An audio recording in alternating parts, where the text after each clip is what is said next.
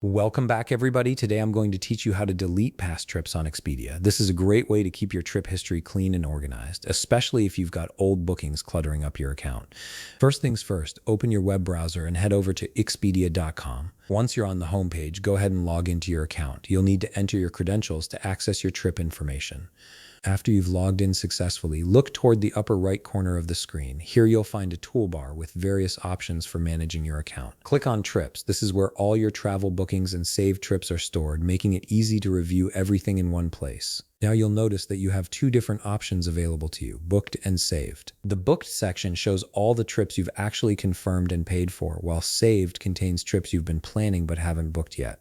Go ahead and select whichever option contains the trip you want to remove. This helps you narrow down exactly what you're looking for. Next, browse through your list and locate the specific past trip that you want to delete. Click on that trip to open up its details. This will bring up all the information about that particular booking or saved itinerary. Once the trip details are displayed on your screen, look for three dotted lines.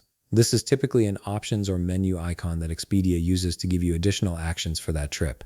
Click on those three dots and a small menu will appear with different choices. From that menu, select Remove from Trip. This action will permanently delete that trip from your history, clearing it out of your account completely. And that's it. You've successfully removed an old trip from your Expedia account, keeping everything neat and manageable. If you found this video helpful, please leave a like, subscribe, and see you in the next video.